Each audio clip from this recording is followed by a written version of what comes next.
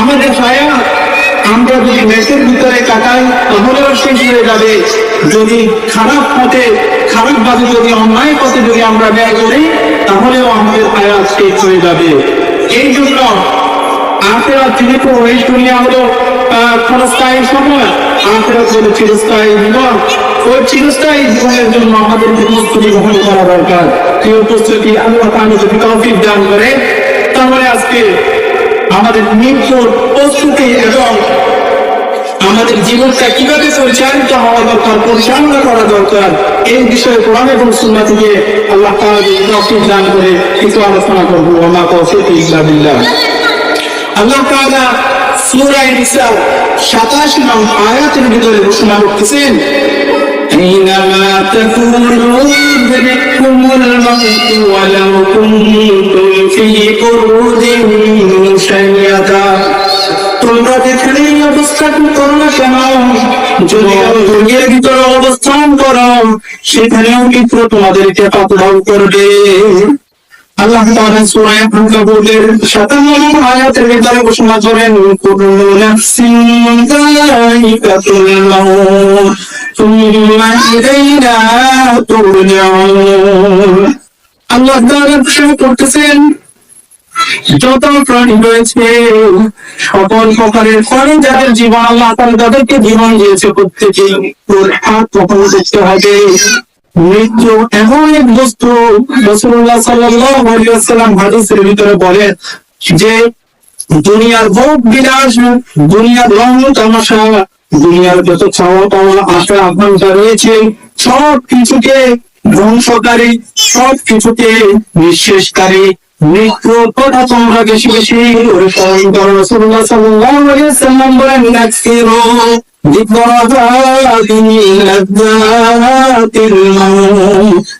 তোমরা মৃত্যুকে বেশি বেশি করে স্মরণ করো। মৃত্যুকে যদি আমরা বেশি বেশি স্মরণ করি আমাদের লাভ কি হবে? মৃত্যুকে যদি আমরা বেশি বেশি স্মরণ করি তাহলে 3টা লাভ। 1 নাম্বার, তাড়াতাড়ি তওবা করার তৌফিক হবে।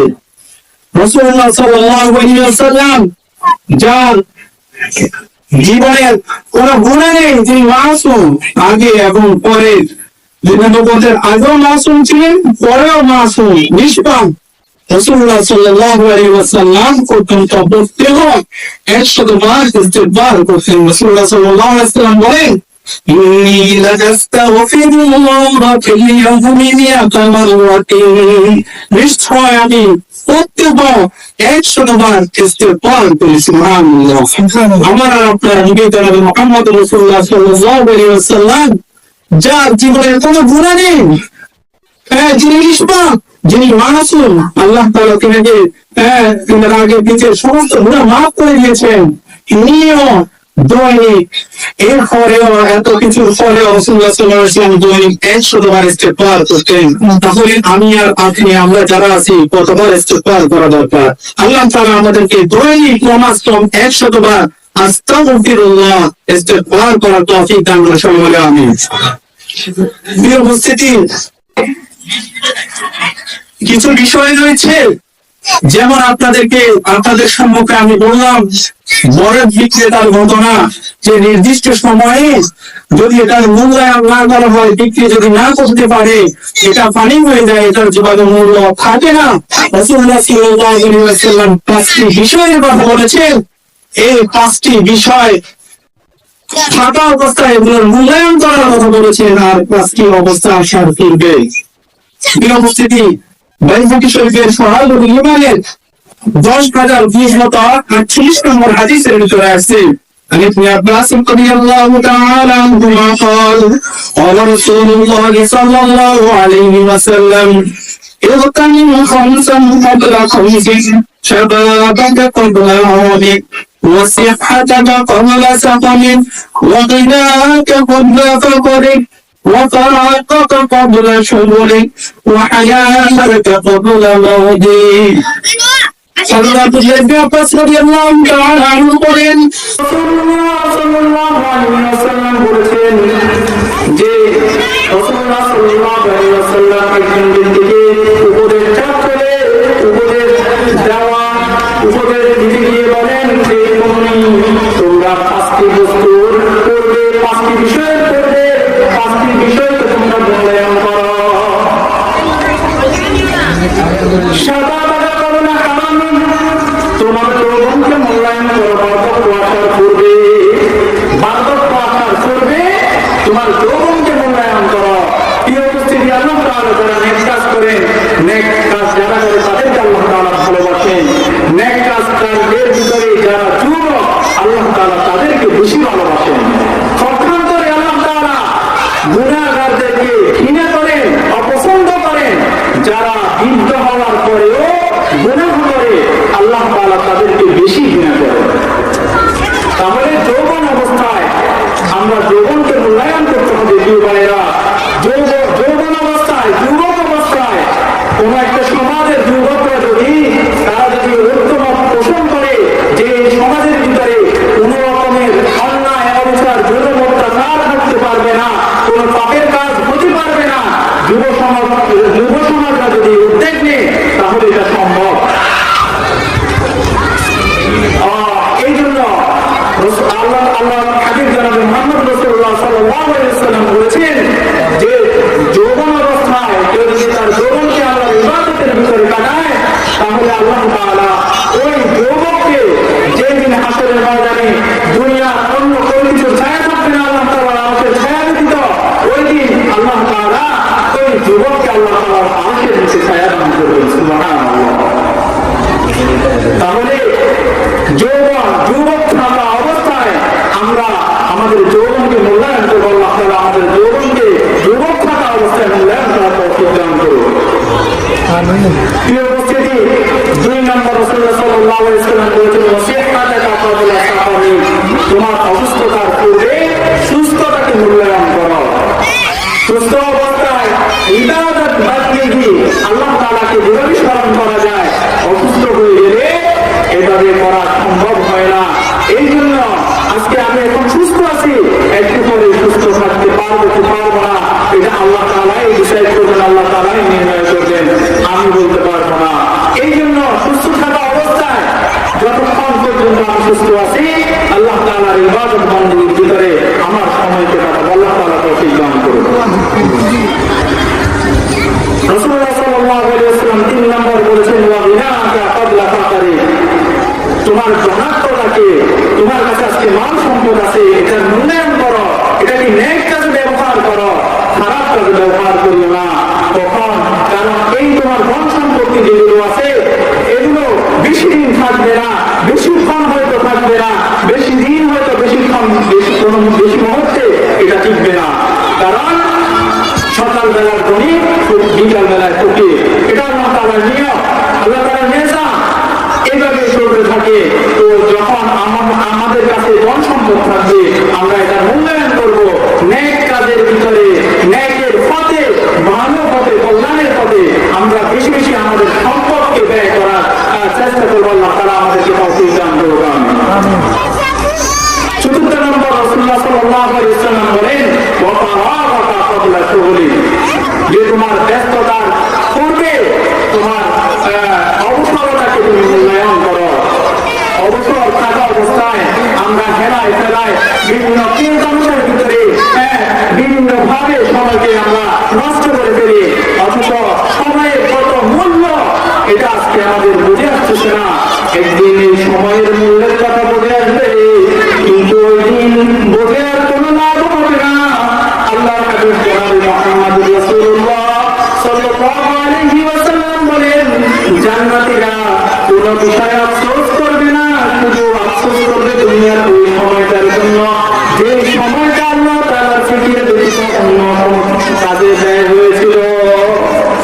সুতরাং প্রিয় উপস্থিতি, প্রিয় শ্রোতামণ্ডলী, আমরা চেষ্টা করবো আমাদের যে অবসর সময় আছে সেই অবসর সময়কে আল্লাহ তাআলার ইবাদত বান্দেগীর ভিতরে কাটানোর জন্য আল্লাহ তাআলা আমাদেরকে তৌফিক দান করুন। 5 নম্বর রাসূলুল্লাহ সাল্লাল্লাহু আলাইহি ওয়াসাল্লাম বলেছেন, ওয়া হায়াতাকা ক্বাবলা মাউতিক, তোমার মৃত্যু আসার পূর্বে তোমার হায়াতকে, তোমার জীবনকে মূল্যায়ন করবে।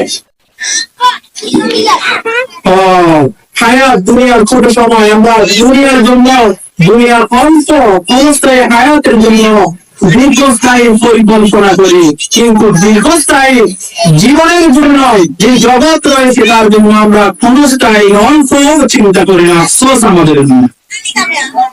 প্রিয় উপস্থিতি, তাহলে আমাদেরকে আমাদের যে জীবনটা আছে, জীবনের বিষয়ে আমরা খুব চিন্তাশীল হওয়া দরকার যে আল্লাহ তাআলা আমাদেরকে যে জীবনটা দিয়েছেন এই জীবনটা আমরা কিভাবে ব্যয় করতেছি। প্রিয় উপস্থিতি, আল্লাহ রাব্বুল আলামিন পবিত্র কালামে মাজিদের সূরা মুনাফিকুনের আয়াতের ভিতরে ঘোষণা করেন, يا أيها الذين آمنوا لا تلهكم أموالكم ولا أولادكم عن ذكر الله ومن يفعل ذلك فأولئك هم الخاسرون। الله رب العالمين বলেন, يا أيها الذين آمنوا لا تلهكم أموالكم, তোমাদের সম্পদ, তোমাদের সন্তান সম্পত্তি যেন আল্লাহ তাআলার জিকির থেকে, আল্লাহ তাআলার স্মরণ থেকে উদাসীন না করে দেয়। যদি তোমাদের সম্পদ, তোমাদের সন্তান আল্লাহর স্মরণ থেকে, আল্লাহর জিকির থেকে তোমাদেরকে যদি উদাসীন করে দেয়, আল্লাহ তাআলা বলতেছেন, উলাইকা হুমুল খাসিরুন, এরকম ব্যক্তি যারা দুনিয়া অর্জন করতে গিয়ে মুক্তির পিছনে পড়ে, দৌলত অর্জন করতে গিয়ে আল্লাহকে ভুলে যায়, আল্লাহর স্মরণকে ভুলে গিয়ে খারাপ পথে খারাপ পথে ইনকাম করে, তাহলে আমি বলতেছেন যে এই লোকটা এরা বলে প্রতিনিধিদের অন্তর্ভুক্ত হবে। আল্লাহ তাআলা আমাদেরকে ক্ষমা করে আনুন। প্রিয় উপস্থিতি, আল্লাহ তাআলা পবিত্র কালামের মাজিদের ভিতরে ঘোষণা করতেছেন, يا أيها الذين آمنوا قوا أنفسكم وأهليكم نارا, হে বান্দারা, হে মুমিনরা, তুমি নিজেকে এবং তোমার পরিবার পরিজনকে জাহান্নামের আগুন থেকে বাঁচাও। প্রিয় উপস্থিতি, আজকে আমাদের সমাজে আমরা যারা অভিভাবক রয়েছি, আমাদের প্রত্যেককে আল্লাহর কাছে জবাবদিহিতা করতে হবে। রাসূলুল্লাহ সাল্লাল্লাহু আলাইহি ওয়াসাল্লাম বলেন, কুল্লুকুম রাইন ওয়া কুল্লুকুম মাসউলুন আন রাইয়াতিহি, তোমরা প্রত্যেকেই অভিভাবক, প্রত্যেকেই দায়িত্বশীল, তোমাদের দায়িত্ব সম্পর্কে আল্লাহ তাআলার নিকট জবাবদিহিতা করতে হবে। একজন রাষ্ট্রপ্রধান, তিনি তার প্রধানের বিষয়ে দায়িত্ববান, এই সম্পর্কে তাকে আল্লাহর নিকট জবাবদিহিতা করতে হবে। একটা ফ্যামিলির একজন সুন্দর অভিভাবক ওই পুরুষকে, তার অধীনস্থ যারা আছে তাদের ব্যাপারে আল্লাহর কাছে জবাবদিহিতা করতে হবে। আমাদের সমাজের ভিতরে দেখা যায় অনেক অভিভাবক, অনেক মা পিতা রয়েছে যারা নিজেরা নামাজ পড়ে, কিন্তু নিজের সকল ছেলে আছে, মেয়ে আছে ঘরের ভিতরে, এরা শুয়ে আছে অথবা দুনিয়ার অন্য কোনো কাজের ভিতরে লিপ্ত। পিতা হয়ে নিজে তো নামাজ পড়তেছে, মা হয়ে নিজে তো নামাজ পড়তেছে, কিন্তু নিজের ছেলেটাকে আর মেয়েটাকে বলতেছে না রে নামাজ পড়, নিজের সন্তানটাকে নামাজ পড়ানোর জন্য আদেশ করতেছে না। তো যদি আপনারা আমরা পিতার মাতা হিসেবে, আমরা অভিভাবক হিসেবে যদি আমাদের সন্তানগুলো খারাপ পথে যদি চলে যায়, তারা যদি নামাজ না পড়ে, তারা যদি হকের পথে না চলে, তাহলে এর জন্য আপনাকে আমাকে আল্লাহ তাআলার দরবারে জবাবদিহিতা করতে হবে। আল্লাহ তাআলা আমাদেরকে হেফাজত করে আমিন। প্রিয় উপস্থিতি, এই জন্য আমরা যারা অভিভাবক করেছি, আমি নিজে নামাজ পড়বো, আমার সন্তানগুলোকে যারা বানের সন্তান যারা সমাজে হয়েছে তাদেরকে ছেলে আর মেয়েগুলোকে তারাও যাতে নামাজি হয়ে যায়, এই জন্য আমি তাদেরকে আদেশ করবো। দুনিয়াতে যদি কোন একটা ফলের ভিতরে আগুন জ্বলে, তাহলে সে যে ধর্মেরই হোক না কেন, যে গোত্রের হোক, যে জাতেরই হোক না কেন, আমরা চেষ্টা করি তাকে আগুন থেকে বাঁচানোর জন্য নামাজ না পড়লে আখেরাতে আমাদেরকে শাস্তি ভোগ করতে হবে। আমরা এটা জানার পরেও নিজে নামাজ পড়তেছি না, আরেকজনকে নামাজের বিষয়ে বলতেছি না। আমাদের উচিত আমরা নিজেরাও নামাজ পড়বো এবং আমাদের অধীনস্থ যারা আছে তাদেরকে নামাজ পড়ার কথা বলবো।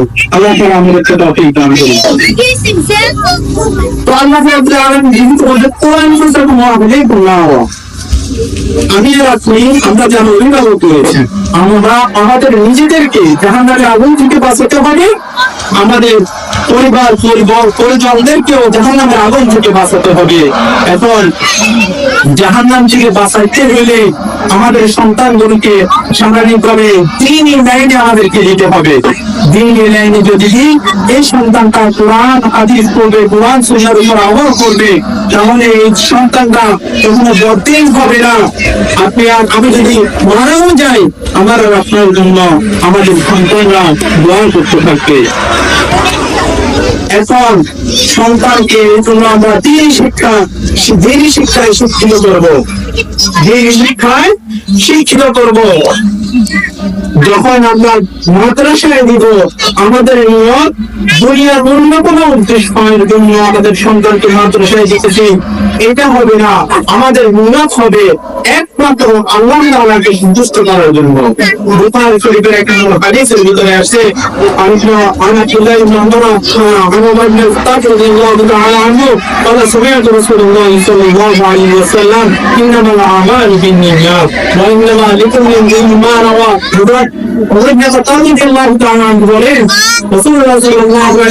বলেছেন যে প্রত্যেক কাজের প্রত্যেক আমলের সওয়াব এটি নির্ভর করে নিয়তের উপর। আমাদের যদি নিয়ত যদি ঠিক হয়ে যায়, তাহলে আমাদের সন্তান, এই সন্তানগুলো আমাদের ইন্তিকালের পরে, আমাদের মৃত্যুর পরেও কাজে আসবে। পক্ষান্তরে যদি দুনিয়ার উদ্দেশ্যে যদি আমরা আমাদের সন্তানকে যদি পড়াই, তাহলে এই ব্যাপারে খুবই হুমকি আসছে। হাদিস শরীফের ভিতরে রাসূলুল্লাহ সাল্লাল্লাহু আলাইহি ওয়াসাল্লাম বলতেছেন যে দুনিয়া কামানোর উদ্দেশ্যে, আল্লাহকে সন্তুষ্টি করার উদ্দেশ্য ছাড়া অন্য কোন উদ্দেশ্যে যদি কেউ নিজের সন্তানকে যদি অর্জন করে, তাহলে ওই ব্যক্তি কখনো জান্নাতে প্রবেশ করবে না। কোনো বর্ণনা পাওয়া যায় যে আল্লাহর সন্তুষ্টি ব্যতীত অন্য কোন সন্তুষ্টির জন্য অন্য কাউকে রাজি খুশি করার যদি অর্জন করে, তাহলে সে জান্নাতের গ্রাহক পাইবে না। নাউযুবিল্লাহ। আল্লাহ তাআলা আমাদের সন্তানগুলোকে যখন আমরা মাদ্রাসায় দিব, একমাত্র আল্লাহ তাআলার সন্তুষ্টির জন্যই দিব। আল্লাহ তাআলা আমাদেরকে তৌফিক দান করুন।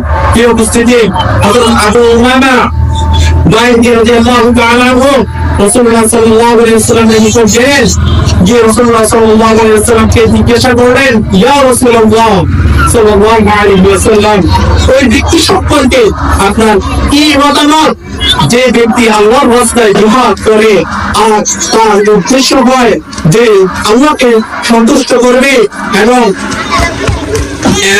তার সুফল, তার ফেমাস হওয়া, তার প্রসিদ্ধ হওয়া, ভাইরাল হওয়া উদ্দেশ্য।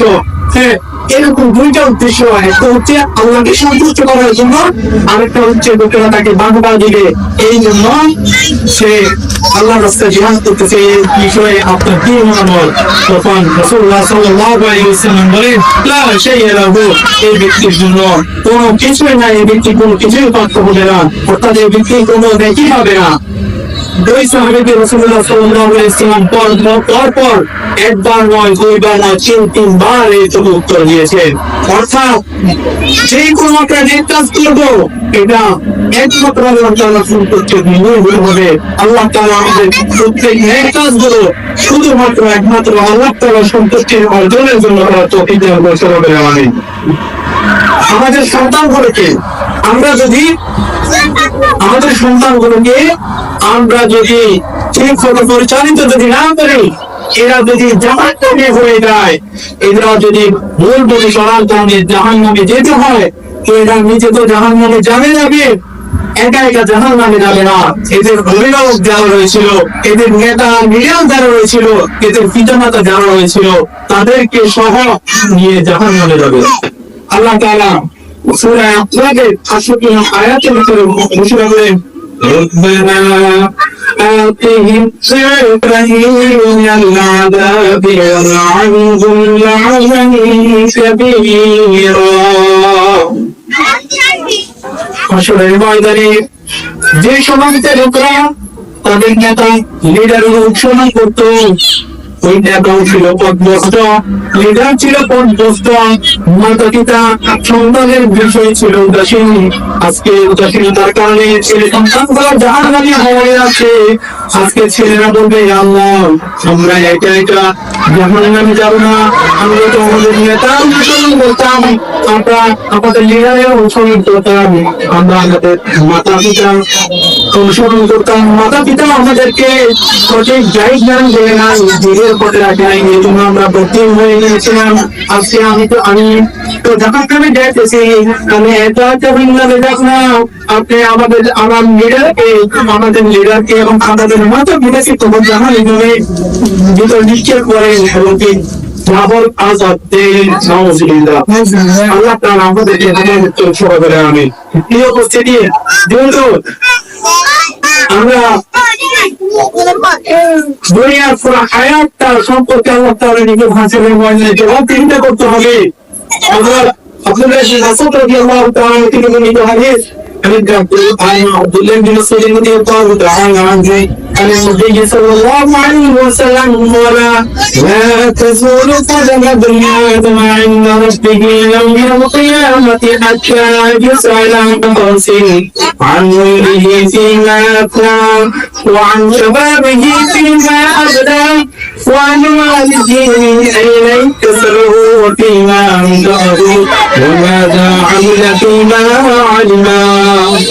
حضرت عبد الله بن مسعود رضي الله تعالى عنه রাসূলুল্লাহ সাল্লাল্লাহু আলাইহি ওয়াসাল্লামকে বলতে আমি শুনেছি, রাসূলুল্লাহ সাল্লাল্লাহু আলাইহি ওয়াসাল্লাম বলেন, হাশরের ময়দানে, কিয়ামতের ময়দানে আল্লাহ রাব্বুল আলামিন পাঁচটি প্রশ্নের উত্তর দেওয়ার জন্য বনি আদমকে হাশরের ময়দানে নিষেধ করলেন যে খায়রে মুখে ওই স্থান থেকে নাড়াচাড়া করতে দিবে না, নাড়াচাড়া করতে পারবে না।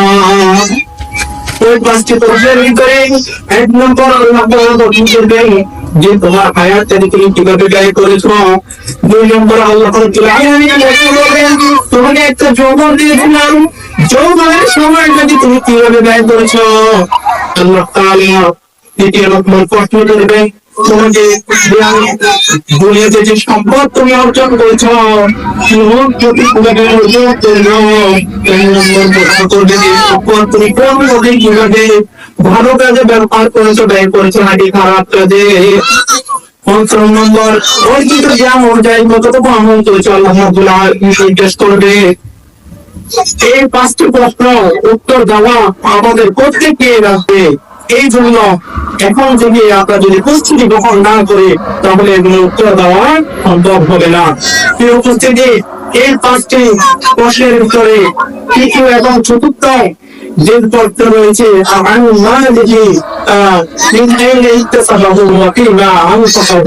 তোমার সম্পদ কিভাবে অর্জন করেছ, দুনিয়াতে ধন সম্পদ তুমি কিভাবে অর্জন করেছ, ইনকাম করেছ, কামাই করেছ, উপার্জন করেছ, কিভাবে ব্যয় করেছ।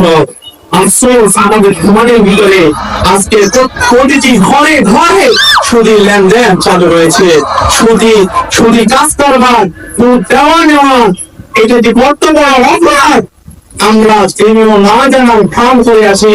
এটাকে একটা সাধারণ লেনদেনের মতো আমরা সুদী কাজ করবার ভিতরে জড়িত আছি, অথচ এটার কত ভয়াবহতা আল্লাহ রাব্বুল আলামিন যদি তৌফিক দেন সুদের ভয়াবহতার কয়েকটা বিষয় আমাদের সম্মুখে তুলে ধরবো ইনশাআল্লাহ।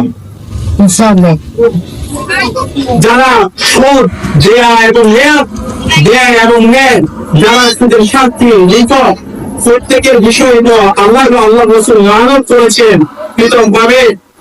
সুদের ভয়াবহতার এক নম্বর ভয়াবহতা হলো আল্লাহ রাসূল যারা সুদী কাজটা বার করে তাদের বিরুদ্ধে যুদ্ধের ঘোষণা দিয়েছে। নাউযুবিল্লাহ। আচ্ছা বলেন তো, আজ পর্যন্ত আল্লাহর সাথে কেউ যুদ্ধ ঘোষণা করে জয়লাভ করেছে? না।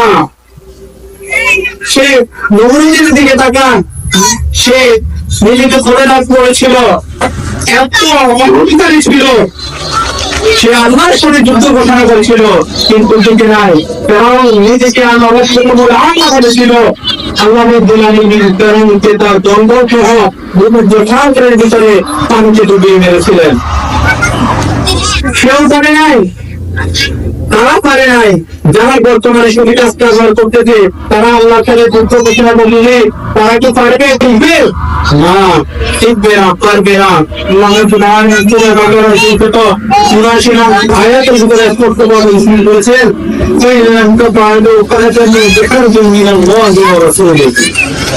যদি সুফি কাজ কারবার মাধ্যমে অর্জিত যে সম্পদ রয়েছে এই সম্পদ এবং সুদকে যদি লেনদেনকে যদি ফিরে না দেয় তাহলে আল্লাহ আর আল্লাহ রাসূলের কোম্পানিকে যুদ্ধ ঘোষণা আল্লাহ আমাদের যেটা উত্তর চলে বলে আমি সুদের 2 নম্বর ভয়াবহতা হলো সুদের ময়দানে আল্লাহ রাব্বুল আলামিনের কবরে সমস্ত মানুষ যখন ময়দান হবে তখন যারা যদি নাস্তার করে শুধু তার কারবারের ভিতরে যারা জড়িত তারা একজন মানুষকে জিনে ধরলে যেভাবে মানুষ অস্থির হয়ে যায়, তার বিহাল দশা অবস্থায় থাকে, পাগলের মতো আচরণ করে হাসরের ময়দানে যারা সুদী কাজ কারবার করে তাদের অবস্থাও কেমন হবে।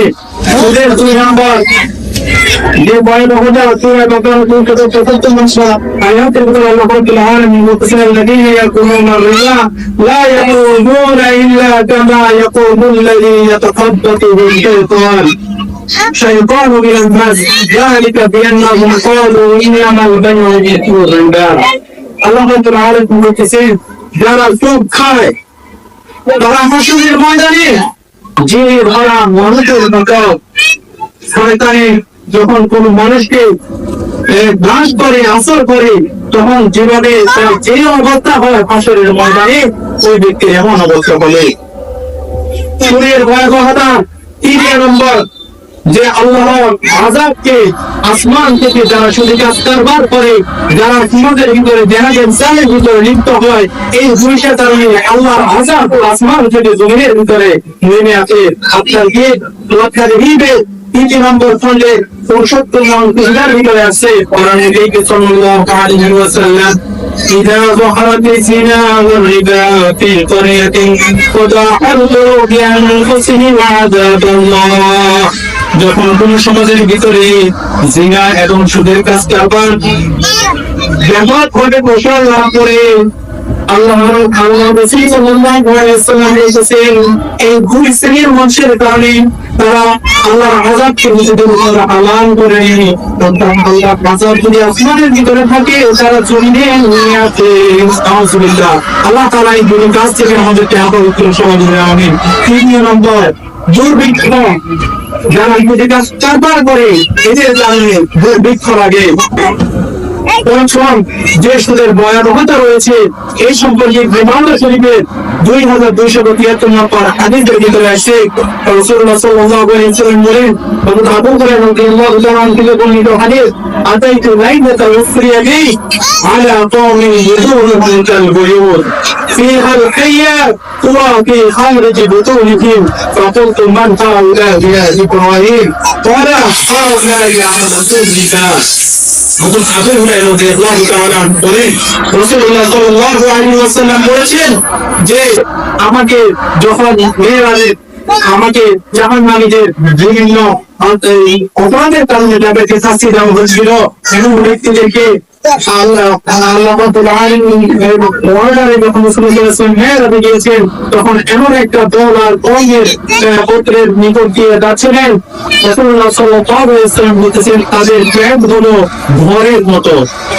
আর ওই ঘরের ভিতরে যে পেট রয়েছে এই ঘরের ভিতরে সাপ দেখা যাচ্ছে। নাউযুবিল্লাহ। যখন রাসূলুল্লাহ সাল্লাল্লাহু আলাইহি ওয়াসাল্লাম জিবরাইল আলাইহিস সালামকে জিজ্ঞেস করতেছেন ওগো জিবরাইল এরা কারা? রাসূলুল্লাহ সাল্লাল্লাহু আলাইহি ওয়াসাল্লামকে উত্তরে জিবরাইল বললেন এরা হলো ওই সমস্ত লোক যারা সুদ খাইতো। নাউযুবিল্লাহ। প্রিয় উপস্থিতি সুদের আরো অনেক ভয়াবহতা রয়েছে আমাদের সমাজের ভিতরে যারা সুদী কাজ কারবারের ভিতরে লিপ্ত আমি তাদেরকে বলতে আহ্বান জানাবো আপনারা এই সুদী কাজ কারবার করে দেন কারণ সুদী কাজ কারবারের ভিতরে যারা জড়িত তাদের বিরুদ্ধে আল্লাহ তাআলা যুদ্ধের ঘোষণা করেছেন আল্লাহ রাসূল যুদ্ধের ঘোষণা করেছেন। পক্ষান্তরে যারা সুদ থেকে বাঁচবে, যারা নিজের জীবনকে আল্লাহর দেওয়া হুকুম রসুলের দেওয়া রসুলের পদাঙ্ক অনুসরণ করেছে, আমরা এটা পদাঙ্ক অনুসরণ করে নিজের জীবনকে পরিচালনা করবে, তাদের ব্যাপারে আল্লাহ রাব্বুল আলামিন বলতেছেন ইন্নাল্লাযীনা ক্বালু রাব্বুনাল্লাহ إن الذين قالوا ربنا الله ثم استقاموا تتنزل عليهم الملائكة ألا تخافوا ولا تحزنوا وأبشروا بالجنة التي كنتم توعدون। যারা দুনিয়াতে আল্লাহকে রব হিসেবে মেনেছে, এই রব হিসাবে মেনে তার সাথে আঁকড়ে ধরেছে, আল্লাহ রাব্বুল আলামিন বলতেছেন যে যারা আল্লাহকে রব হিসেবে ঘোষণা করছেন এবং এটার উপর মত হয়েছে, তার মৃত্যুকালীন সময়ে আল্লাহ তাআলা তাদের জন্য ফেরেশতা নাযিল করে দিবেন, তাদেরকে সংবাদ দেওয়া হবে তোমরা কোনো চিন্তা করিও না, পেরেশান করিও না, এবং আল্লাহ তাআলা দেয়া জান্নাত যা ব্যাপারে তোমাদের সাথে ওয়াদা করেছে, আজকে এখানে তোমাদের মনে যা চাই তোমরা তা করো। আল্লাহ তাআলা আমাদের জীবনকে সব সময় মৃত্যুর জন্য প্রস্তুত থেকে এবং আমরা চিন্তা করে আমাদের জীবনকে পরিচালনা করার তৌফিক দান করুন। আলহামদুলিল্লাহ।